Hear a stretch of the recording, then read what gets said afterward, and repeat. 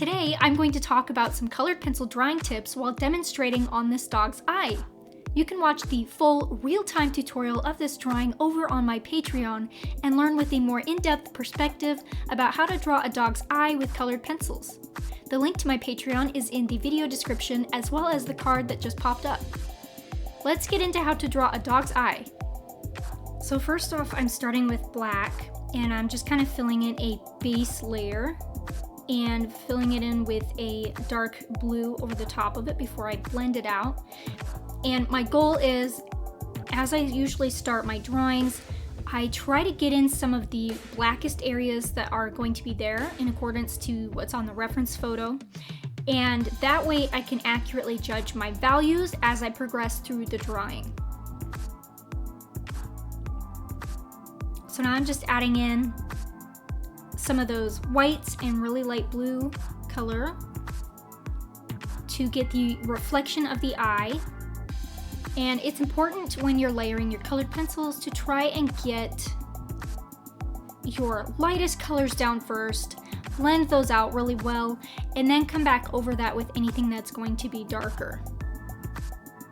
Because once you add the darker stuff in there, especially if you're blending with odorless mineral spirits, you don't want to be blending the black in with your lighter colors. It's going to be hard to get rid of that because the odorless mineral spirits dissolve all the oils and kind of semi-permanently put the pigment into the paper. So once you try to erase, it's not going to erase that nice. So you want to make sure you get those lighter layers down first and get those blended in, and then do your darks over the top of it. As I'm working through this eyeball, it's important that each one of your strokes needs to be coming from the center of the eye and going out towards the outer part of the eye. You need to make all of your strokes in this fashion because eyes have the fibrous muscle details in it are kind of like strings or strokes, and so you want to maintain having strokes that go from the center to the outside to keep the details of the eye accurate. If you were to go in and try to do side-to-side motions and go against the flow of the muscles of the eye, then you're going to eliminate some of that details that are kind of necessary for the eye to look realistic.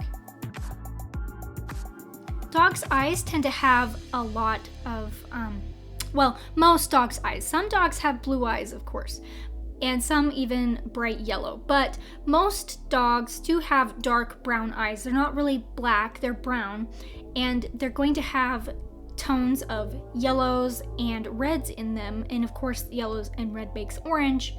And then to darken them up, you should be adding browns over the top of them before you add black to it. This way you can get the correct colors in there before you add black and darken it up, because black isn't a color. You need to add colors in separately in order to make it accurate to look realistic. I'm starting the portion of the eyelid that is right next to the eyeball and working my way out to the skin. And one thing about skin is there's a lot more colors going on than you may think there will be. So this dog's skin is kind of a darker color, and dogs that have darker skin colors, there's going to be blues in there, blues and purples, and sometimes a little bit of reds too, which is also why I've gone in there with a brown, because the browns actually add yellows and reds into the mix. And up on that upper eyelid, I've added in some magenta into that because it is a little bit more of a pinky color. And working through the skin is actually quite difficult to master. And one of the ways that you can make it easier for yourself is to try and get a good base layer down first before you go through and start adding in any of the fine little ridges and the details to the skin.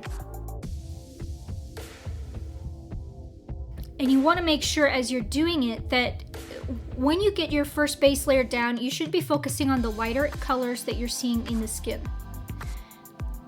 Put that down, blend it out really well, and then your next couple of layers, you want those layers when you apply them to be kind of somewhat uneven. You don't want it to all be 100% a perfect gradient blend, because skin is kind of just all over the place. It's not an even texture, it's uneven.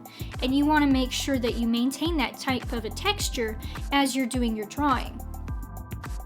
And so you build the first couple of layers doing that, getting in some of those unevenness of the texture to the skin, and then the last couple of layers, which you are wanting to add in some of your darker colors, like your darker brown and black, you want to try, and this is what's the time-consuming process, is going through and literally taking your time and kind of just doing squiggles to get texture. Don't worry about getting it to look exactly like the reference photo, because you're never going to get it exactly perfect, or you're going to end up pulling your hair out trying to get it to look like the photo. So just worry about trying to master the texture you see going on from your reference photo and just kind of mimicking what you see. And it does take a while, but as you're going through the process, you also want to make sure you preserve some white areas. So some of the details of the skin have little teeny highlights in it, and you want to make sure that you leave the highlights on the portions that are supposed to be lit by the light source, and on the lower sections you're going to want to darken them. Now I'm starting to add in some of the fur, and I'm getting in the base layer, and I'm going to blend this out. I've already added one base layer in on the left side, and I'm slowly working in the right side. It's important to isolate the lightest colors that you see from your reference photo and use that as your base layer, and then start adding in all of your darker colors on top. And each time you make a stroke, make sure it is the correct length of the fur length that it is to the reference photo, and always in the correct direction of the fur. But also in doing it in the correct direction of the fur, you want to make sure that each one of your strokes is kind of varied slightly. It isn't all like straight lines going in the exact same direction. Do a little bit of variation, but in the general direction that the fur is growing that you notice in the reference photo. I didn't end up adding a whole lot of extra detail or go all out on the fur on this drawing, because this the actual tutorial of this drawing is like 6 hours long. So it took me quite a long time to finish this because the skin takes so long, and I didn't want to spend extra time on the fur. But of course, if you're drawing along with this, either from this tutorial or from my full version on Patreon, you can always add in more details if you would like to. When you're working with fur, it's important that you get a multitude of browns and yellows in there, especially with this color of fur. There's at least, I think, 2 or 3 different browns that I'm using. I'm using in that red color too. There's also reds in there. There's going to be more colors in fur than you think there is, and I know that picking colors is kind of hard, but at least you have your reference photo. And if you're kind of confused, look at your reference photo, hold your pencils up to it, and try and kind of isolate some of the color tones that you're seeing. And it doesn't have to be perfect. You don't have to get it exactly like your reference photo for it to look realistic. Up on this nose section of the dogs, between where the eye comes to the snout, there's a lot more red going on there, and I added in at least a couple of reds because the first red I thought it didn't quite match up what I thought it was going to.